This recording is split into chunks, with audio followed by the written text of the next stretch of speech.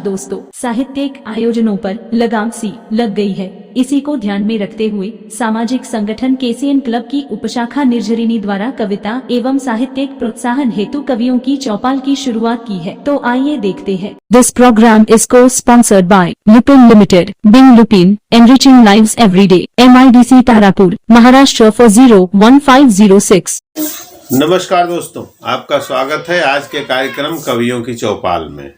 मित्रों, आज 92वां अंक भारत के एक ऐसे महापुरुष, भारत रत्न आदरणीय बाबा साहब भीमराव अंबेडकर जी की पुण्यतिथि 6 दिसंबर को बीती है। उनको समर्पित यह हमारा अंक हम आपको बाबा साहब भीमराव अंबेडकर जी के विषय में कुछ चर्चा करेंगे, हमारे साहित्यकारों के माध्यम से, कवियों के माध्यम से, और इस अंक को हम आपको क्रमशः दिखाएंगे। कार्यक्रम के शुभारंभ में सर्वप्रथम मैं सरस्वती वंदना के लिए जिन कवित्री को बुलाने जा रहा हूँ, उनके सम्मान में 2 पंक्ति। न परेशान किसी को कीजिए, न हैरान किसी को कीजिए, कोई लाख गलत भी बोल दे, बस मुस्कुरा कर छोड़ दीजिए, बस मुस्कुरा कर छोड़ दीजिए।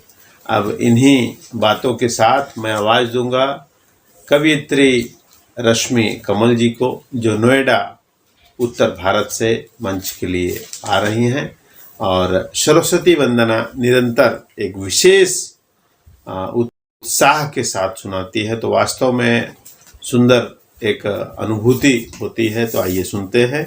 प्रणाम। मैं रश्मि कमल नोएडा दिल्ली से केसीएन टीवी की संस्था निर्झरिणी कवियों की चौपाल में सभी आदरणीय वरिष्ठ साहित्यकारों का स्वागत, नमन, वंदन करती हूँ। केसीएन टीवी चैनल के राष्ट्रीय अध्यक्ष नंदन त्यागी जी का आभार व्यक्त करती हूँ, जिन्होंने हमें राष्ट्रीय कार्यक्रम में सरस्वती वंदना के प्रस्तुति का अवसर प्रदान किया। तो आइए, प्रस्तुत है मेरी माँ सरस्वती को वंदना। उम्मीद है आप सबको अच्छी लगे। जयति जय जय महासरस्वती, जयति वीणाधारिणी, जयति जय जय महासरस्वती, जयति वीणाधारिणी, जयति जय पद्मासन माता, जयति जय पद्मासन माता, जयति शुभ वरदायिनी,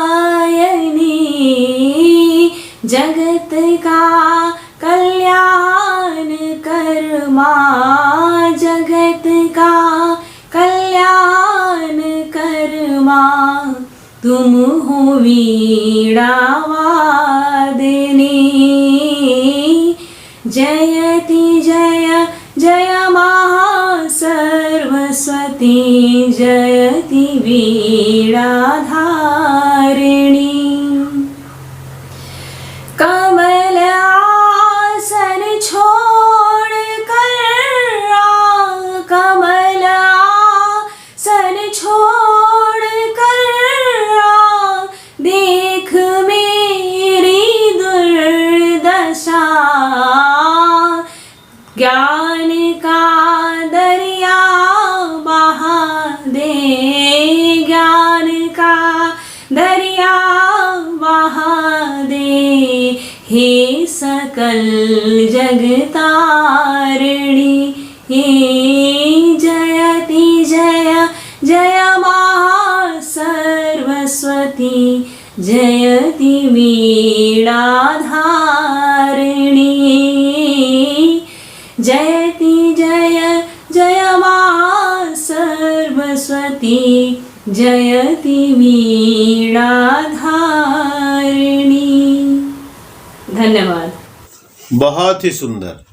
माता सरस्वती की वंदना सुनने के बाद कविता और साहित्य का जो उत्थान होता है और उसका जो उठाव आता है कार्यक्रम का, वो बहुत ही ऊपर तक पहुंचता है। आज सरस्वती वंदना के प्रार्थना के बाद अब हम कार्यक्रम को श्री गणेश करेंगे और कार्यक्रम की शुरुआत में हम जिन महान कवि साहित्यकार को बुलाएंगे विशेष चर्चा पर, उनके सम्मान में 2 पंक्ति। सब्र का मेरे अभी इम्तहान जारी है, सब्र का मेरे अभी इम्तहान जारी है, कभी वक्त आएगा जब परमेश्वर पूछेगा, आजा बंदे अब तेरी बारी है, आजा बंदे अब तेरी बारी है।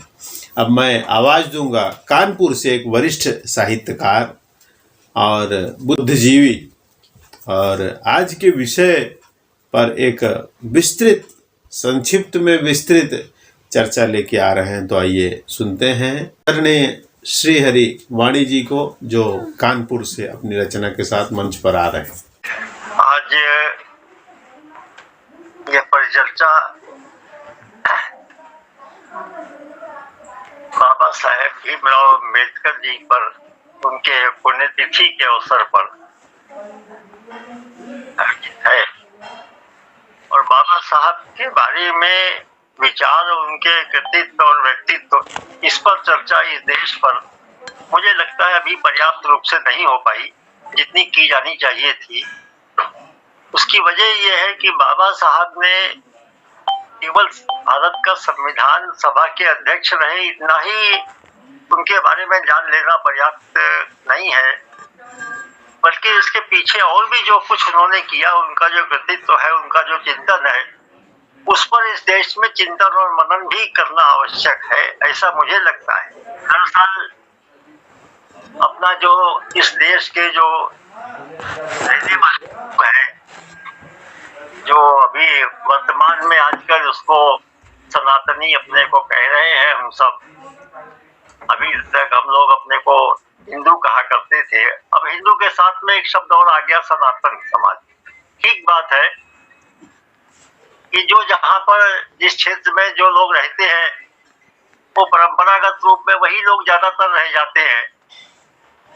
और प्राचीन काल में तमाम सारे आक्रमण होते थे, लोग स्थापित होते थे, लेकिन जो यहाँ के लोग थे जिन्होंने अपने को कहा कि हम भाई सनातन समाज के लोग हैं, सनातन धर्म को मानने वाले हैं, उस व्यवस्था में वो एक समय विश्व की सर्वश्रेष्ठ व्यवस्था थी, परंतु कालांतर में उसमें तमाम सारी चीजें निहित स्वार्थोंवश या भी निहित षड्यंत्रोंवश कहना चाहिए, तमाम सारी चीजें आती चली गई और उसका एक विकृत स्वरूप सामने आया। तो स्वाधीनता आंदोलन के दौर में जहां समाज में छटपटाहट थी विदेशी दासता से अपने को मुक्त कराने की, वही एक और स्वर उभरा जो उस दासता के साथ और कहना चाहिए कि छद्म रूप में जो दासता का एक वो चल रहा था या समाज के अंदर, उसके प्रति भी एक आक्रोश उभरा। और बाबा साहब के अंदर वो साहस था जिन्होंने हजारों वर्ष पुरानी जितनी भी कुरीतियां थी, विवक्षाएं थी, जो विपरीत ऐसे कुछ आचरण थे जिनको धर्म के रूप में ढाल करके और समाज पर थोप दिया गया, जिसकी वजह से समाज के तमाम सारे वर्ग में विभेद होते चले गए और टुकड़े टुकड़े में समाज विखंडित होते चला गया। उसके प्रति भी उन्होंने एक बिगुल फूंका और इसमें साहस की बात ये थी कि जो हजारों वर्ष पुरानी जो ढेर सारी तमाम सारी विकृतियां थी, उन सबको एक बार में ही उन्होंने प्रयास किया और उन पर चिंतन किया, लोगों के सामने लाए, क्योंकि जब तक कोई चीज सामने नहीं आती है तब तक पता नहीं लगता कि हमसे गलती हो कहाँ रही है।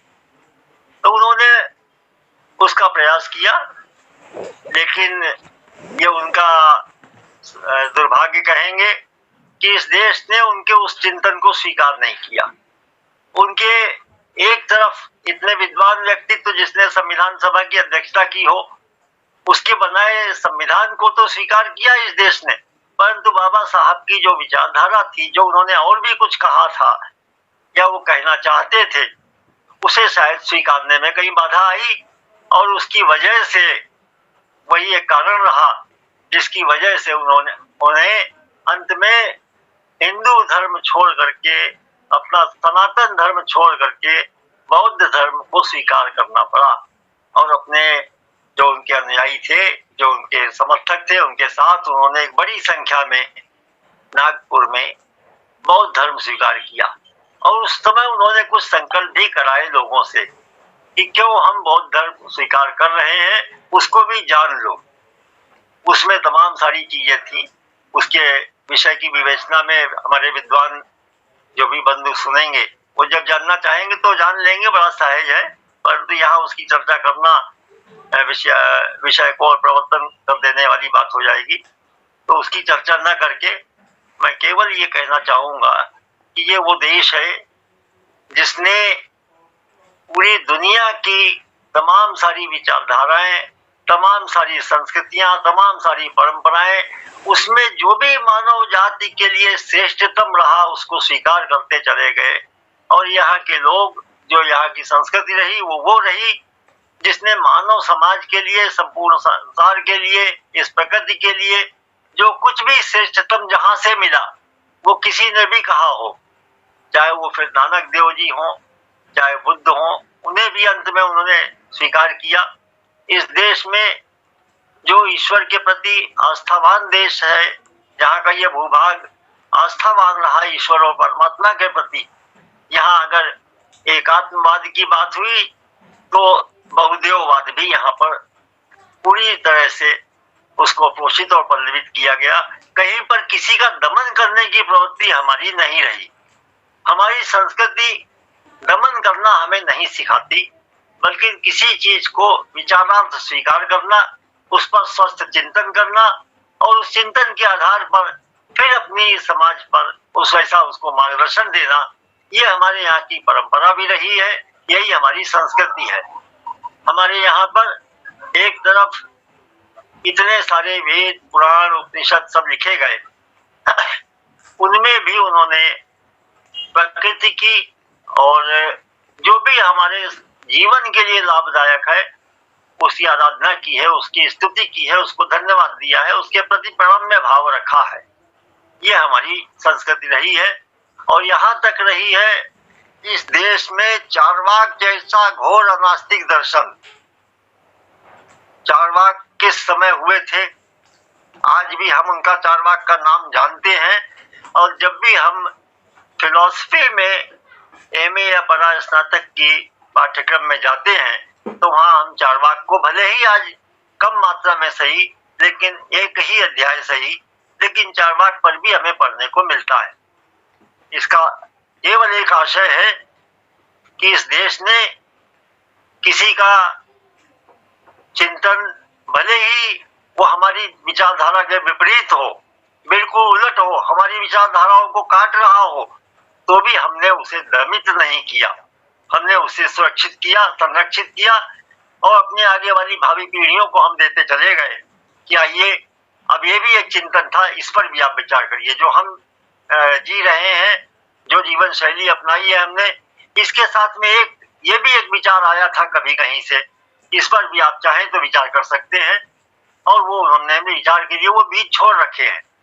यहाँ पर कबीरदास जैसे व्यक्ति, जिन्होंने चाहे उस समय के तत्कालीन हिंदू और मुस्लिम इन सभी के जो कठमुल्लापन था, जो इसमें कट्टरवादिता थी, उसका विरोध किया और कबीरदास को भी यहाँ पर ससम्मान हमने स्थान दिया।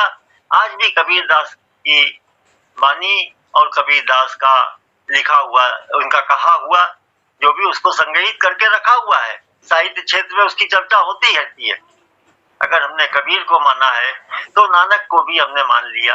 हमने किसी का कभी दमन नहीं किया। और ऐसी स्थिति में बाबा साहेब के बारे में एक चिंतन, जो उनका विशाल व्यक्तित्व था, जो उनका विशाल जो दर्शन था, उस पर चर्चा नहीं होती है। बात केवल इतनी सी होती है कि उन्होंने संविधान लिखा और संविधान के निर्माता है, इतना कहा जाता है और यही लोग जानते हैं। नई पीढ़ी को यही परिचय मिल पा रहा है, लेकिन नई पीढ़ी को उनकी जो फिलॉसफी थी, उनका जो दर्शन था, उनका जो चिंतन था, उसकी दिशा में भी नई पीढ़ी को बताया जाना चाहिए।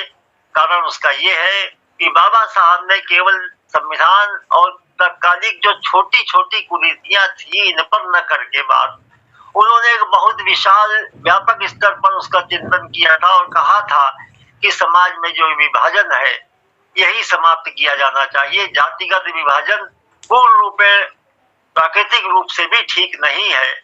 इसको कर्म के अनुसार और व्यक्ति के व्यक्तित्व और उसका कृतित्व जो उसकी प्रकृति है उसके अनुसार व्यक्ति को अपने आप पहचाना जाना चाहिए, न कि इस बात से कि उसने किस कुल में, किस जाति में, किस वंश में जन्म लिया।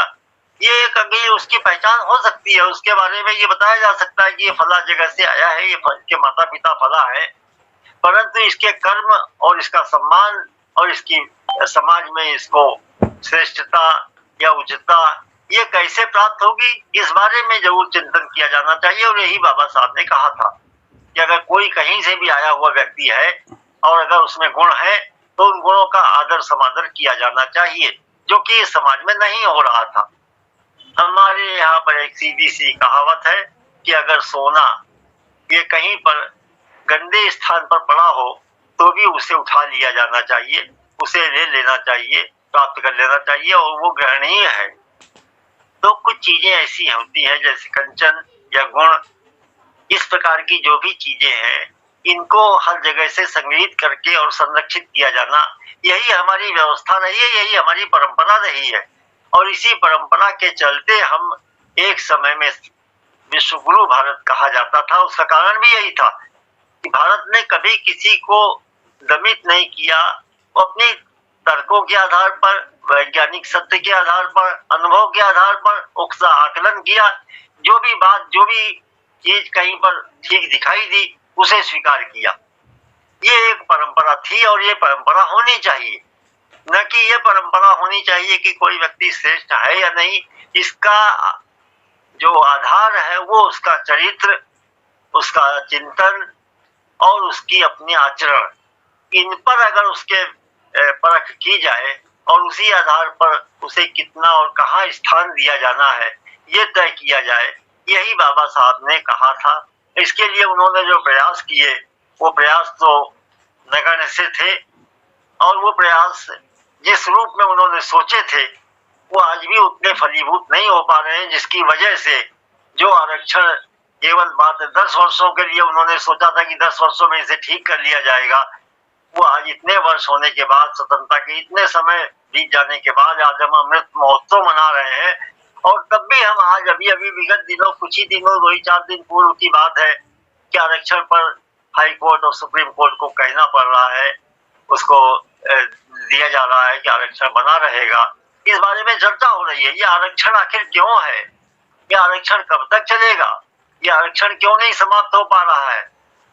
इस पर बाबा साहब ने जो सोचा था, उन्होंने सोचा था लेकिन 10 वर्षों में ये ठीक हो जाएगा, लेकिन ये नहीं हो पाया। वजह इसके पीछे शायद यहाँ पर कहीं ना कहीं एक गलती हो रही है और वो गलती लगातार हम सब करते चले आ रहे हैं कि भाई कुछ चीजें हैं जो हम हजारों वर्ष से संस्कार के रूप में लेकर के चले आ रहे हैं, पीढ़ी दर पीढ़ी वो ट्रांसफर हो रही है। वो संस्कारों की वो श्रृंखला कहाँ टूटेगी और कैसे टूटेगी, इस पर चिंतन होना चाहिए। अमृत महोत्सव है तो इस पर भी चिंतन होना चाहिए कि हम इस मानसिक दास्ता से, सामाजिक जो विसंगतियां हैं, इनकी दास्ताओं से, इन कुरीतियों से ये बेड़ियां हमारी कैसे टूटेंगी। और अगर हम इस पर चिंतन कर सके तो ही हम समझेंगे कि बाबा साहब की पुण्यतिथि पर हमने उन्हें स्मरण किया, उनके कृतित्व का, उनके व्यक्तित्व का स्मरण किया और यही शायद उनके प्रति सच्ची श्रद्धांजलि होगी।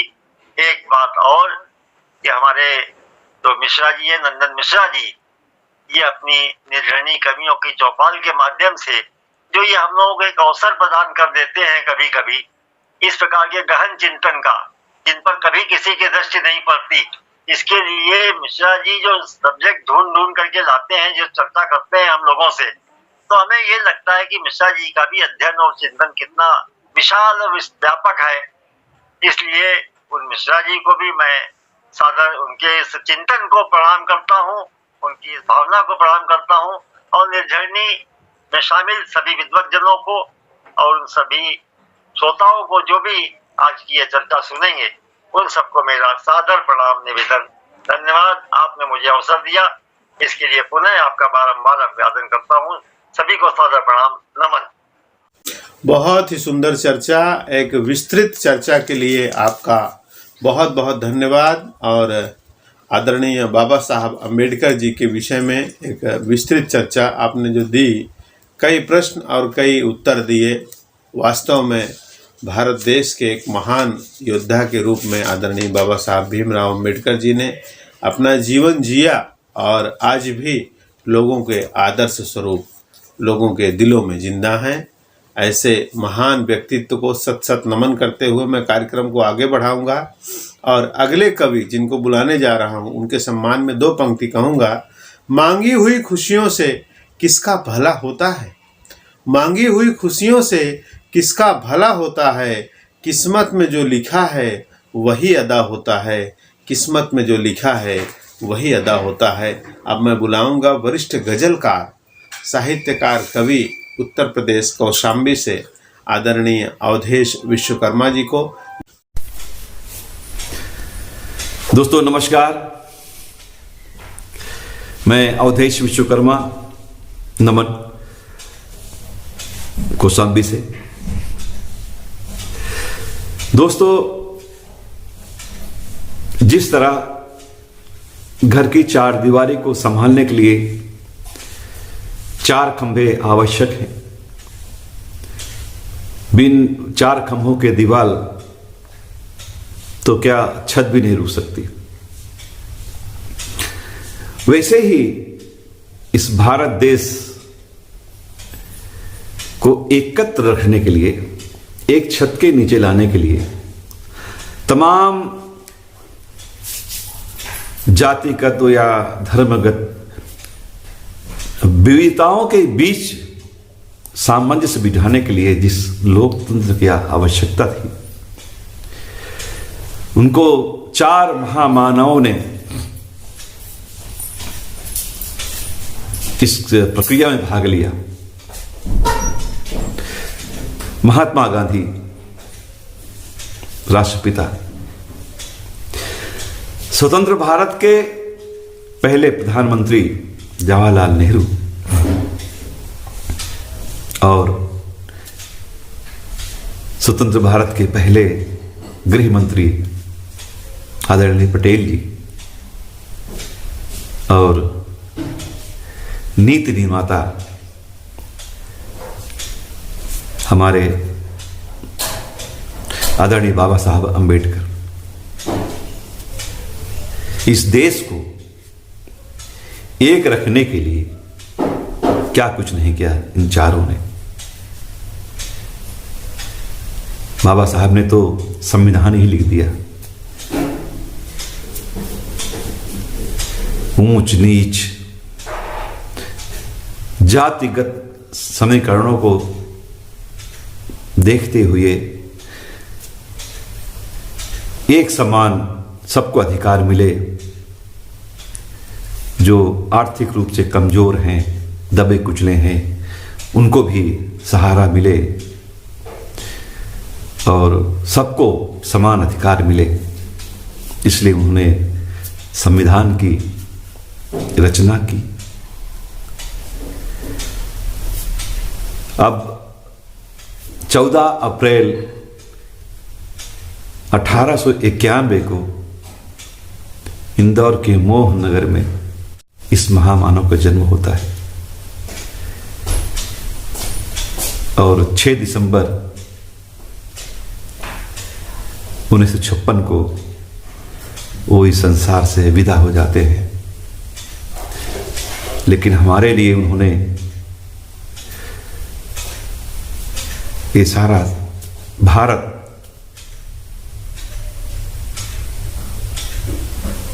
स्वतंत्रता हमें एहसास दिलाती है कि उन्होंने क्या हमारे लिए काम किया कि हम अपने विचार रख सकते हैं, हम अपने धर्म को अपनी तरफ से मान सकते हैं, कोई भेदभाव नहीं। अनेकताओं में एकता लाने के लिए उन्होंने क्या कुछ नहीं किया। एक बार तो उन्होंने जातिगत जो छुआछूत को देखकर उन्हें बड़ा दुख हुआ और उन्होंने बौद्ध धर्म अपना लिया। आज का दिन ऐसे महामानव को याद करने का है। उनकी शिक्षा क्या थी, वो क्या चाहते थे कि हमारा लोकतंत्र कैसे मजबूत हो, सब एक साथ एक राह पर चलें, एक दिशा की तरफ चलें, सफलता की तरफ चलें।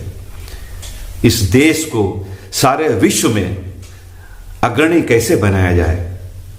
लोकतंत्र, तमाम विविध प्रकार के लोग हैं, विचार हैं, धर्म हैं, जातियां हैं, उन सबको साथ लेकर कैसे आगे बढ़े, सभी एक नाव में सवार होकर आगे बढ़े।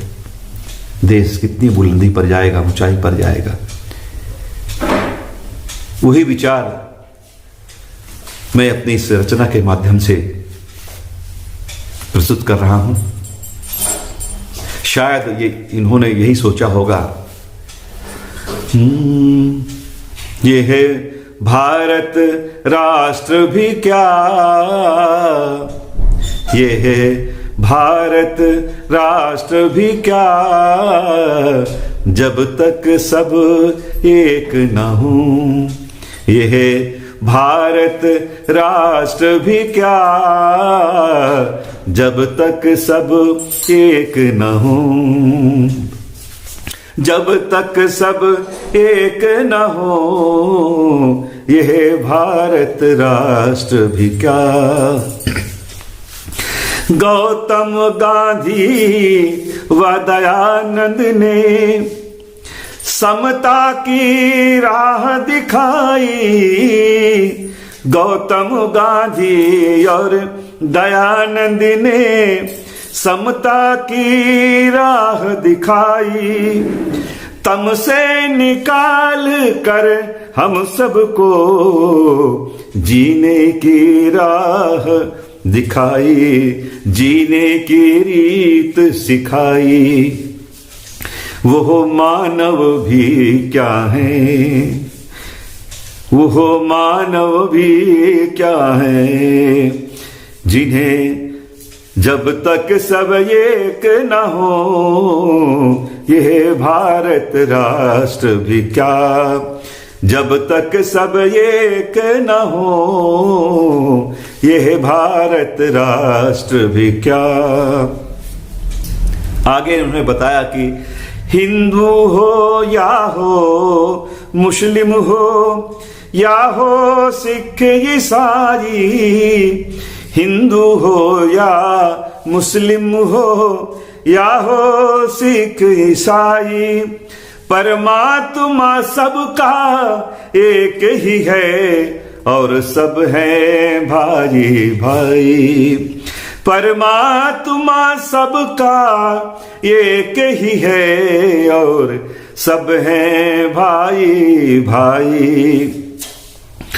वे दिल भी क्या दिल हैं, वो दिल भी क्या दिल हैं, जिनके दिल नेक न हो, वो दिल भी क्या दिल है।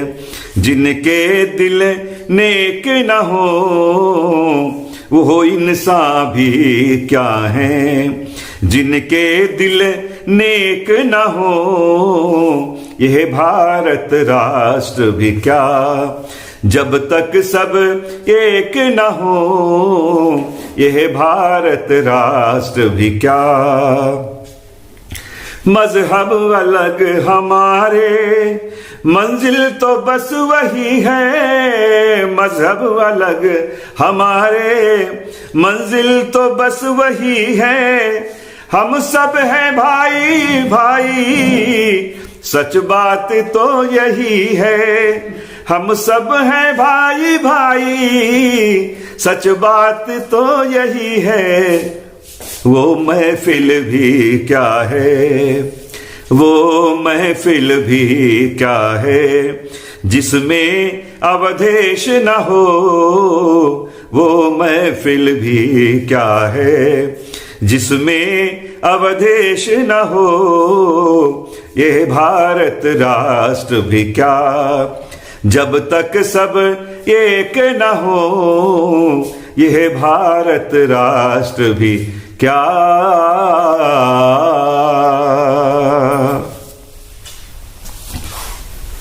बहुत बहुत धन्यवाद। नमस्कार। बहुत ही सुंदर रचना, विस्तृत चर्चा और भावपूर्ण श्रद्धांजलि के लिए आपको हार्दिक हार्दिक धन्यवाद, आभार व्यक्त करते हुए मैं कार्यक्रम को आगे बढ़ाऊंगा और अगले कवि साहित्यकार जिनको बुलाने जा रहा हूं उनके सम्मान में 2 पंक्ति पुनः। जब तक चलेंगी जिंदगी की सांसें, कहीं प्यार कहीं टकराव मिलेगा, कहीं बनेंगे संबंध अंतर मन से तो कहीं आत्मीयता का अभाव मिलेगा, कहीं आत्मीयता का अभाव मिलेगा। अब मैं आवाज़ दे रहा हूँ गुजरात से वरिष्ठ कवि और अग्निशमन विभाग के वरिष्ठ पदाधिकारी अधिकारी कैलाश चौहान जी को, जो अपनी रचना के साथ मंच पर आ रहे हैं। नमस्कार। 2014 से पहले कुछ लाइनें लिखी थी जो कुछ इस कदर थी कि कितने विधेयक और कितने कानून, कितने विधेयक और कितने कानून, फिर भी अगर ना रुकती हो लूट, कितने विधेयक और कितने कानून, फिर भी अगर ना रुकती हो लूट, तो प्रजातंत्र को अमर बना दो, देकर सबको बराबर की छूट, इसे भी कहो लूट और उसे भी कहो लूट। धन्यवाद। बहुत ही सुंदर, बहुत ही सुंदर। राजनीति से प्रेरित आज की जो वर्तमान स्थिति है, आपने भी उसको बिल्कुल सही सटीक उतार कर अपने संगीतमय तरीके से, काव्य ढंग से आपने उसको सुनाया है। बहुत बहुत धन्यवाद। और आज का जो विषय है, आदरणीय बाबा साहब भीमराव अंबेडकर जी की पुण्यतिथि गई है 6 दिसंबर को। उनको शत शत नमन करते हुए हम कार्यक्रम को अगले कड़ी तक पहुंचाते हैं और अगले कवि साहित्यकार जिनको बुलाने जा रहा हूं उनके सम्मान में 2 पंक्ति कहूँगा। आहिस्ता चल जिंदगी अभी, आहिस्ता चल जिंदगी अभी, कई कर्ज चुकाना बाकी है। आहिस्ता चल जिंदगी अभी, कई कर्ज चुकाना बाकी है, कुछ दर्द मिटाना बाकी है, कुछ फर्ज निभाना बाकी है, कुछ दर्द निभाना बाकी है, कुछ फर्ज निभाना बाकी है। इन पंक्तियों के साथ मैं अब आवाज़ दूंगा आदरणीय भोलानाथ तिवारी मूर्धन्य भारतांचली जी को, जो आज के विषय परक बातों पर अपनी चर्चा रखेंगे। नमस्कार, मैं भोलानाथ तिवारी मूर्धन्य आज के चौपाल में पेश हूँ। मित्रों, बड़े हर्ष का विषय है कि हमारा चौपाल उन वीर पुरुषों को, उन महापुरुषों को सदैव ही याद करता है जिनकी कुछ न कुछ समर्पण हमारे देश के लिए होता है, रहता है। डॉक्टर भीमराव अंबेडकर के पुण्यतिथि पर कोट कोट नमन करता हूँ और भारत रत्न भीमराव अंबेडकर के, जो कि हमारे संविधान के निर्माता भी कहे जाते हैं, माने जाते हैं, इस हफ्ते रहा। एक और शख्सियत श्रीमती इंदिरा गांधी की बहू सोनिया गांधी का जन्मदिन भी इसी सप्ताह रहा। ये उपलब्धियों का दौर है, जिसे हमारा चैनल केशियन हेडलाइन की उप शाखा निर्झरनी के माध्यम से, चौपाल के माध्यम से आप लोगों के सेवार्थ पेश किया जाता है। ये बहुत बड़ी उपलब्धि है। हम चाहते हैं कि हमारे जितने भी कवि हैं, रचनाकार हैं, हमारे चौपाल में अपनी रचनाएं दें और उन वीर पुरुषों को जिनका सहयोग, समर्पण हमारे देश को रहा, वो प्रदान करते रहें, जिससे हमारा हाथ भी मजबूत होता रहे, हमारा चैनल भी मजबूत होता रहे और उसके ज़रिए देश और समाज की उन्नति भी होती रहे। आज इसी शुभकामनाओं के साथ मैं आप लोगों को सादर नमन करता हूँ और आगामी जो भी वीर पुरुषों का, महापुरुषों का जो भी जन्म जयंती है या पुण्यतिथि है या जो भी उपलब्धियां हैं, मैं सभी कवियों से ये प्रार्थना करूंगा कि उससे बराबर प्रदान करते रहें। जय हिंद, जय भारत। बहुत बहुत धन्यवाद। आज हम लोगों ने भारत रत्न आदरणीय बाबा साहब भीमराव अंबेडकर जी के विषय पर एक संक्षिप्त चर्चा की। उनको सत सत नमन इस मंच से, और समस्त देशवासियों से आग्रह है कि उनके बताए रास्ते पर हम चलने का प्रयास करें, और देश को जो समभाव में उन्होंने देखा है, सबको समानता का अधिकार उन्होंने दिया अपने वक्तव्य में, उस चीज़ को अपने को हम सभी को अपना के एक नया राष्ट्र बना के सबको मिलजुल के चलना है। इन्हीं बातों के साथ विदा लेने का समय आ गया है। हम फिर मिलेंगे अगले सप्ताह इसी समय इसी दिन। तब तक के लिए हमें आज्ञा दें। नमस्कार।